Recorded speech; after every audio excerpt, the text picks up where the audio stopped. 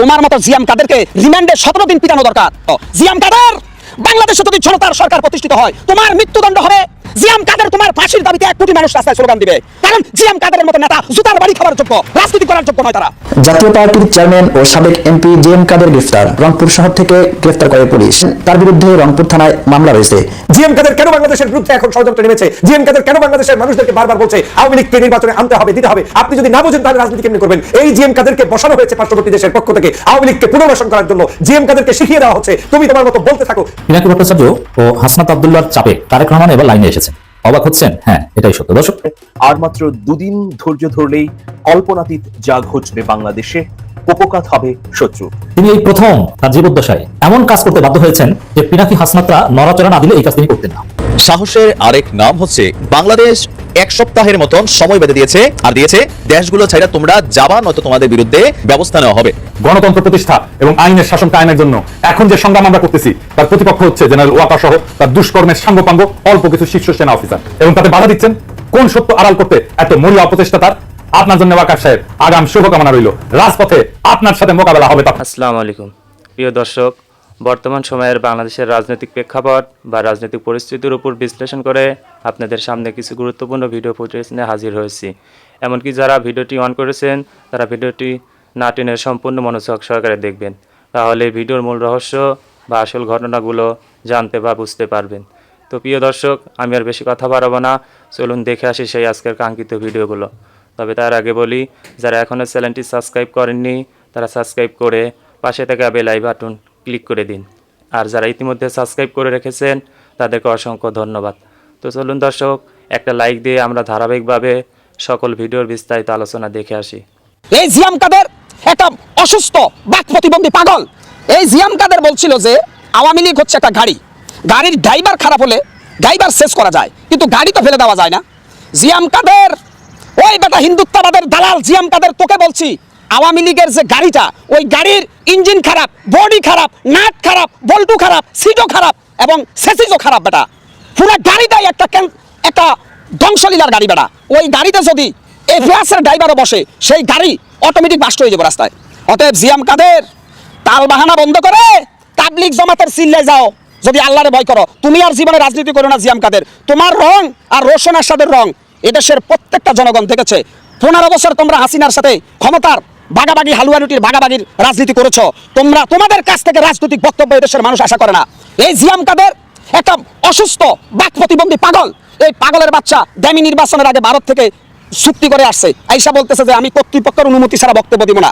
জিয়াম কাদের, তুমি ভারতের অনুমতি ছাড়া একটা বক্তব্য দিতে পারো না, আর তুমি আইসা আমাদেরকে রাজনীতির সবক দিচ্ছ। তুমি আবার জাতীয় নেতা। যাক, এরশাদ যদিও স্বৈরাচার হয়, প্রেসিডেন্ট এরশাদ, হোসেন মোহাম্মদ এরশাদ মারা গেছে, বেচারা কিন্তু বেরিবারটা নির্মাণ করছে। হোসেন মোহাম্মদ এরশাদ অনেক উন্নয়ন কাজ করছে এবং তিনি বেপরদাশীল মেয়েদের নাবির ভিতরে আলকাতরা ডলছে এরশাদ। এই কাজগুলো তার ভালো ছিল, হয়তোবা এই ভালো কাজের উসিলে আল্লাহ এরশাদরে মাফ করতেও পারে, কিন্তু জিয়াম কাদের তোমারে আল্লাহ মাফ করবে না, তওবা না করলে তুমি ফেরাউন। তুমি জিয়াম কাদের, তুমি শেখ হাসিনার সাথে বৈশা বৈশা এই গণতন্ত্রকে ধ্বংস করলা, এই দেশটাকে ধ্বংস করলা। এরপরে এসে তুমি আমাদেরকে বলতেছো আওয়ামী লীগ একটা গাড়ি, আওয়ামী লীগের ড্রাইভার পরিবর্তন করলে আওয়ামী লীগের নতুন গাড়িটা নতুনভাবে নতুন ড্রাইভারের নেতৃত্ব চলবে। তো তুমি বলো যে আমারে বসাই দেন ওই গাড়িতে, আমি চালাই। আর মিয়া তুমিও তো শহীদ স্যার রাতের ভোটের অংশীদার জিয়াম কাদের। ওই জিয়াম কাদের তুমিও তো দামি নির্বাচনের অংশীদার। মিয়া লজ্জা করে না মিয়া কথা বলো যে? তোমার মতো জিয়াম কাদেরকে রিমান্ডে 17 দিন পিটানো দরকার। হাসিনার থেকে কতশো কোটি টাকা তুমি খাইছো এই দেশে মানুষের গণতন্ত্র হত্যার জন্য। জিয়াম কাদের, বাংলাদেশে যদি জনতার সরকার প্রতিষ্ঠিত হয় তোমার মৃত্যুদণ্ড হবে। জিয়াম কাদের তোমার ফাঁসির দাবিতে 1 কোটি মানুষ রাস্তায় স্লোগান দিবে। রংপুরের মাটিতে তোমার রাস্তাটা গুটিয়ে দেওয়া হবে। রংপুরের মানুষ, আপনারা যদি মুসলমান হয়ে থাকেন আর দেশপ্রেমিক হয়ে থাকেন, জিয়াম কাদেরের বংশকে জুতার বাড়ি দিয়ে রংপুর থেকে উৎখাত করেন। জিয়াম কাদেররা হচ্ছে ইসরায়েলের নেতানিয়াহুর অংশীদারিত্ব। জিয়াম কাদেররা নরেন্দ্র মোদীর পাহারাদার। জিয়াম কাদেররা বৎসর খুনি হাসিনার লেজর ভিত্তিক শয়তান। জিয়াম কাদেরদেরও রাজনীতি করার কোনো অধিকার নেই। হ্যাঁ, জাতীয় পার্টি যেহেতু এরশাদের দল, জাতীয় পার্টিতে ভালো লোক যদি আসে মোস্ট ওয়েলকাম, তবে জিয়াম কাদেরের মতো এরকম হিন্দুত্ববাদের প্রোডাক্টকে আর বাংলার মাটিতে রাজনীতি করতে দেওয়া হবে না, কারণ এরা হচ্ছে আবু জেহেলের চাইতে হিংস্র। তাহলে আমি মনে করি জাতীয় পার্টি যারা করেন, আপনাদের তো আবার ভালো ভালো অভ্যাস আছে, মাঝে মাঝে আপনাদের কেন্দ্রীয় নেতাদের জুতা দিয়ে পিটান। জাতীয় পার্টির ভাইরা যদি নবী মুহাম্মদ সাল্লাল্লাহু আলাইহি সাল্লামের অনুসারী হন আর আল্লাহরে ভয় করেন, অন্তত 2-1টা বাড়ি জিয়াম কাদেরের গালে বসাই দিয়েন, বাংলার মানুষ আপনাদের বাহবা দিবে। রংপুরের মানুষ জিএম কাদেরকে যদি দুই একটা জুতার বাড়ি দেন এতে মহামারী অশুদ্ধ হবে না, কারণ জিএম কাদেরের মতো নেতা জুতার বাড়ি খাবার যোগ্য, রাজনীতি করার যোগ্য নয় তারা। জীবনের শেষ রক্তবিন্দু দিয়ে হলো দালালের বিপক্ষে কথা বলবো, জালেমদের বিরুদ্ধে কথা বলবো, দেশপ্রেমিক বিপ্লবী জনতার পক্ষে থাকবো, স্বাধীনতার পক্ষে থাকবো, মুসলমানের ধর্মীয় আকীদায় বিশ্বাস করব, নবী মুহাম্মদ সাল্লাল্লাহু আলাইহি সাল্লামের দলে থাকবো, কোনো রাম, কোনো বাম, কোনো দেশদ্রোহী শয়তানের রক্তচক্ষুকে ভয় করব না। এই আমি একটা হকার। আবারও আপনাদের সামনে বলি, আমি কিন্তু ছোট, আমার কলিজা অনেক বড় করে দিছে আল্লাহ। কারণ আল্লাহ বলছে সত্য বলতে গেলে অক্সফোর্ড বিশ্ববিদ্যালয়ের সার্টিফিকেট লাগে না, সত্য উচ্চারণ করতে লাগে আল্লাহর ভয় আর ইমানের চেতনা, সে দুটাই আমার ভিতর আছে। আবারও বলবো, এই বাংলার মুসলমান আর ঘুমিয়ে থাকবেন না, বাঁচলে গাজী, মরলে শহীদ। আমরাই আগামী দিনে নেতৃত্ব দিব আল্লাহর উপর ঈমান রেখে। সেই আশা আকাঙ্ক্ষার লালিত স্বপ্ন বুকে নিয়ে জিয়াম কাদেরের ধ্বংস কামনা করে আজকে বিদায় নিলাম। সেনাপ্রধান জনাব ওয়াকারুজ্জামানকে ইঙ্গিত করে পিনাকি ভট্টাচার্য ও হাসনাত আব্দুল্লাহদের জাস্ট ফেসবুক স্ট্যাটাস, এতে যে জনরোষে জনাব সেনাপ্রধান পড়েছেন, যে চাপে পড়েছেন, তিনি এই প্রথম তার জীবদ্দশায় এমন কাজ করতে বাধ্য হয়েছেন যে পিনাকি হাসনাতরা নড়াচড়া না দিলে এই কাজ তিনি করতেন না। পিনাকি ভট্টাচার্যদের তৎপরতার যে কি নজিরবিহীন ফলাফল হতে পারে আমরা হাতে নাতে দেখেছি। যে চরম প্রতাপশালী যে প্রধান উপদেষ্টাকে ধমকের সুরে কথা বলেন, ডক্টর ইউনূস বলেন, মাননীয় প্রধান উপদেষ্টা বলতে পারেন না, তিনিও চুপসে গেছেন। সেনাপ্রধান এখন চারদিকে দৌড়ঝাঁপ শুরু করেছেন নিজেকে বাঁচানোর জন্য। কখনো জুলকারনাইন সাহেব, কখনো তাসনিম খলিল, আবার জুলকারনাইন সাহেব কি করবেন বুঝে উঠতে পারছেন না, কতটুকু তাকে প্রোটেক্ট করবেন। আবার কখনো বিএনপির ইউটিউবারদের পিছনে দৌড়ান, কখনো ডাক্তার জাহেদকে ধরেন, কখনো ফাহাম আব্দুল সালাম, কিন্তু কাজ হয় না। জনগণ পিনাকি হাসনাতদের পাশে এবং সেনাপ্রধানকে নেতিবাচকভাবে দেখা শুরু করেছে। দেখেন, একটা রাষ্ট্রের সেনাপ্রধানের বিরুদ্ধে যদি স্লোগান হয় ওয়াকার না হাসনাত, হাসনাত হাসনাত, এর চেয়ে লজ্জার কি আছে? এই ঘটনা ঘটেছে। দেশে বিদেশে প্রচন্ড চাপের মধ্যে ইমেজ সংকটে পড়েছেন ওয়াকারুজ্জামান। স্পষ্ট কারণ, তিনি আওয়ামী লীগের নিয়োগকৃত, আওয়ামী লীগের আত্মীয়, অতএব এই তকমা তো আর তিনি ঢাকতে পারবেন না। এখন তিনি নিজেকে একটু পজিটিভ কিংবা অন্যভাবে উপস্থাপন করতে চাচ্ছেন, যাতে জনগণ তাকে কিছুটা ইতিবাচক ভাবে দেখে। দেখেন, 5 আগস্টের পর যারা জুলাই যোদ্ধা আন্দোলনকারীদের পক্ষে বিপক্ষে কোনো মন্তব্য ওয়াকারুজ্জামান করেনি, আন্দোলনকারীদের গ্লোরিফাই করে বিশেষ কোনো বক্তব্য তিনি দেননি। কিন্তু পিনাকি হাসনাতদের তৎপরতার ফলে এখন আমরা দেখতে পাচ্ছি যে জুলাই যোদ্ধাদের প্রশংসা করে তিনি বক্তব্য দেন এবং টুপি মাথায় না দিলেও পাঞ্জাবি পরে তিনি জুলাই যোদ্ধা বা আহতদের জন্য ইফতার মাহফিল আয়োজন করেন। এই ধরনের প্রোগ্রাম কিন্তু আগে করেননি। সেনাপ্রধান হিসাবে মানে জুলাই যোদ্ধাদের এভাবে গ্লোরিফাই করা, তাদেরকে ডেকে স্পেশাল মর্যাদা দিয়ে এভাবে ইফতার মাহফিল করা, মানে এটা তার ইমেজ পুনরুদ্ধারের জন্য তাকে করতে হয়েছে। এই গত 2-3 দিন যাবত যা ঘটেছে, মূল অবদান পিনাকি ভট্টাচার্য। পিনাকি ভট্টাচার্য রিফাইন্ড আওয়ামী লীগ প্রজেক্ট সম্পর্কে ফেসবুকে স্ট্যাটাস দেওয়ার পরেই তো হাসনাত আব্দুল্লাহ নড়ে চড়ে বসেছেন, তারপরেই জনরোষ। এই ঘটনাগুলো না ঘটলে আজকে আমরা যে ইফতার মাহফিলের দৃশ্য দেখছি, সেনাপ্রধান পাঞ্জাবি গায়ে দিয়ে সুন্দর একটা দৃশ্য, এই দৃশ্য দেখলাম। আমরা এটাই চাই, পরিবর্তন খুব ভালো হন, দায়িত্ব পালন করুক, আমরা এটা চাই। আমি ব্যক্তিগতভাবে বলি না যে পদত্যাগ করে চলে যেতে হবে, তবে দোষী সব সেনা অফিসারদের বিচার আওতায় আনতে হবে, সেনাবাহিনী সংস্কার করতে হবে। প্রকৃত পক্ষে যদি বিপ্লবীদের পক্ষে অবস্থান নিতে পারেন তাহলে আমাদের কোনো আপত্তি নেই। এটা হয়, সেনাপ্রধানরা এটা এরকমই করে, ইতিহাস এটাই বলে যে তাকে নিয়োগ দেয় তার বিরুদ্ধে তিনি অভ্যুত্থান ঘটান কিংবা ভূমিকা নেন কিংবা অবস্থান নেন, জনগণের পক্ষে দাঁড়ায়। যে নিয়োগ দেয় তার বিরুদ্ধে অবস্থান, এরকম ঘটনা ঘটে। অতএব সেনাপ্রধানকে আমরা ওয়ানলি অ্যাকসেপ্ট করতে পারি তিনি যদি সেনাবাহিনী সংস্কার করেন, দোষীদের বিচারে আওতায় আনেন এবং আওয়ামী অফিসারদের চাকরিচ্যুত করেন। অতীতে তিনি কি করেছেন এগুলো সব মাফ হয়ে যাবে, কোনো সমস্যা নেই। কারণ অতীতে অনেকেই অনেক কিছু করেছে। যেমন জামাতের অনেক জেলা আমির, যারা কলেজের শিক্ষক বা প্রিন্সিপাল, তারা হাসিনা যতদিন ক্ষমতায় ছিল শেখ মুজিবের জিকির করেছে না, গুণগান গেয়েছে না 17 মার্চ বিভিন্ন সময়, তাতে কি তাদের রোগ নিয়ে চলে গেছে? যায়নি। এখন হাসিনা যতদিন ছিল অনেকে অনেক কিছু করেছে, এটা কোনো ব্যাপার না। চাকরি বাঁচাতে দেশে থাকতে আমরা অনেক কিছু করেছি, কিন্তু এখন ভূমিকাটা কি, দিস ইজ গুরুত্বপূর্ণ। তবে হ্যাঁ, যারা হাসিনার ক্ষমতা থাকা অবস্থায়ও সব জায়গায় মুজিববাদের বিরুদ্ধে অবস্থান নিতে পেরেছে তারা এক্সেপশনাল, তাদের সম্মান সবার উপরে। সেনাবাহিনী সংবাদ বিজ্ঞপ্তি দিয়ে যেটা জানিয়েছে, জুলাই গণঅভ্যুত্থানে আহত ছাত্রছাত্রীদের সম্মানে বাংলাদেশ সেনাবাহিনী ইফতার। উল্লেখ্য, জুলাই গণঅভ্যুত্থানে আহত 4215 জনকে অদ্যাবধি দেশের বিভিন্ন সম্মিলিত সামরিক হাসপাতালে বা সিএমই চিকিৎসা সেবা প্রদান করা হয়েছে এবং তার মধ্যে 989 জন আহতদের সফলভাবে অস্ত্রোপচার সম্পন্ন করা হয়েছে। বর্তমানে 39 জন সিএমই ঢাকাতে চিকিৎসাধীন রয়েছে। তবে চিকিৎসায় তারা ভূমিকা রেখেছে, এটা ঠিক আছে। সেনাবাহিনী তো অবশ্যই জনগণের বন্ধু, দেশের বন্ধু, জনগণের আস্থার প্রতীক, কিন্তু সমস্যাটা ব্যক্তি সেনাপ্রধানকে নিয়ে। জুলাই আন্দোলনে আহতদের পাশে থাকবে সেনাবাহিনী, কঠিন ঘোষণা। এই পরিবর্তনই আমরা চাই। আমি মনে করি যে আসলে যদি শেষ পর্যন্ত বিপ্লবের পক্ষে, বিপ্লবকে টেকসই করার পক্ষে সেনাপ্রধান অবস্থান নেন, তাহলে পিনাকি হাসনাত সবাই তাকে ওয়েলকাম জানাবেন।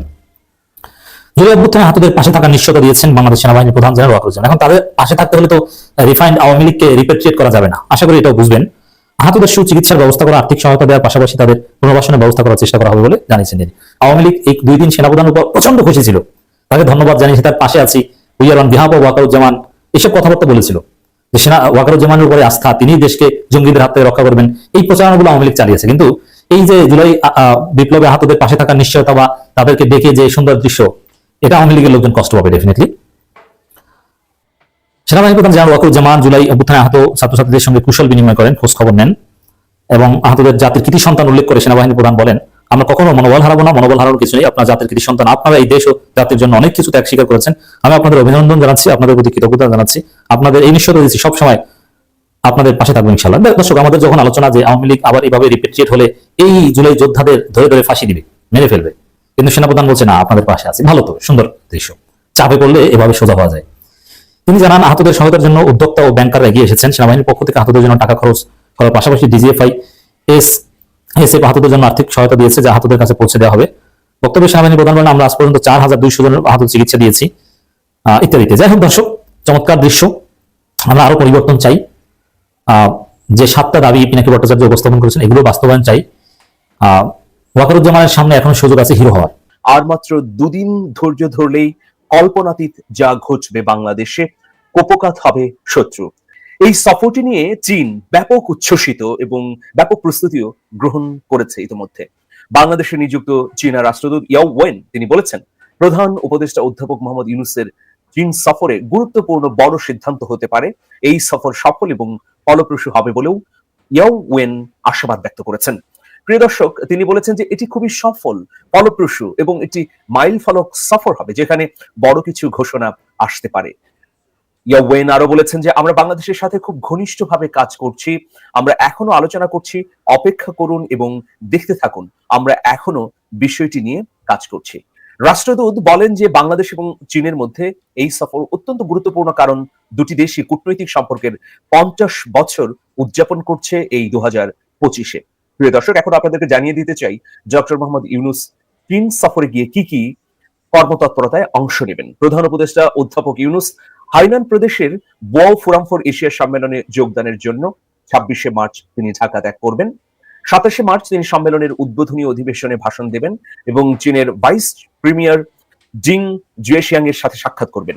প্রধান উপদেষ্টা বেজিং এর গ্রেট অফ দ্য পিপলে প্রেসিডেন্ট শি জিনপিং এর সঙ্গে বৈঠক করবেন 28শে মার্চ। এই বৈঠক ঘিরেই নানা ধরনের উৎসাহ এবং উদ্দীপনা তৈরি হয়েছে। তিনি হুয়াওয়ের একটি উচ্চ প্রযুক্তির প্রতিষ্ঠান পরিদর্শন করবেন। চীনের শীর্ষ ব্যবসায়ীদের সঙ্গেও বৈঠক করে বাংলাদেশের সঙ্গে চীনের ব্যবসা বাণিজ্যের সূচক কিভাবে ঊর্ধ্বমুখী করা যায় সেই প্রচেষ্টা চালাবেন। এছাড়া 29শে মার্চ পিকিং বিশ্ববিদ্যালয়ে ডক্টর মোহাম্মদ ইউনূসকে সম্মানসূচক ডক্টরেট ডিগ্রি প্রদান করবে প্রধান উপদেষ্টা। এই দিনেই বাংলাদেশে ফিরবেন বলে আশা প্রকাশ করা হচ্ছে।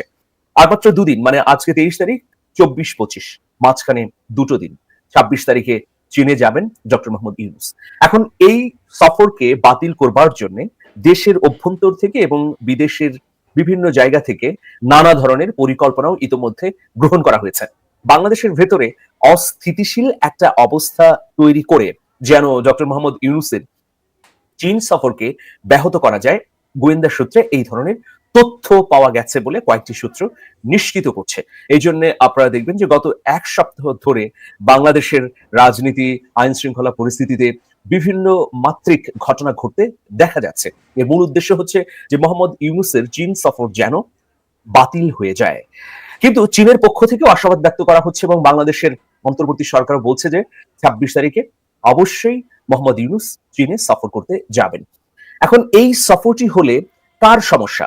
এখানে আমরা দেখতে পাচ্ছি যে আমাদের প্রতিবেশী দেশ ভারতের বিজেপি সরকার এই সফরটি নিয়ে অস্বস্তির মধ্যে আছে। এই সফর নিয়ে অস্বস্তির মধ্যে থাকার কি কি কারণ রয়েছে? ভারতের অস্বস্তির প্রথম কারণ হচ্ছে গণ অভ্যুত্থানের পর সেখানে বাংলাদেশ থেকে পালিয়ে গিয়ে আশ্রয় নিয়েছেন শেখ হাসিনা। এই শেখ হাসিনার ভারতে অবস্থানের কারণে বাংলাদেশের অন্তর্বর্তী সরকারের সঙ্গে সম্পর্ক একেবারে তলানিতে গিয়ে থেকেছে। প্রিয় দর্শক, ভিডিওটি কেমন হয়েছে ভিডিও সম্পর্কিত কোনো তথ্য বা মতামত থাকলে কমেন্টে জানিয়ে যাবেন। আজকের মতো নিউজটি এখানে শেষ করছি। ফিরে আসছি পরবর্তীতে অন্য কোনো নতুন টপিকস নিয়ে। সে পর্যন্ত ভালো থাকবেন। আল্লাহ হাফেজ।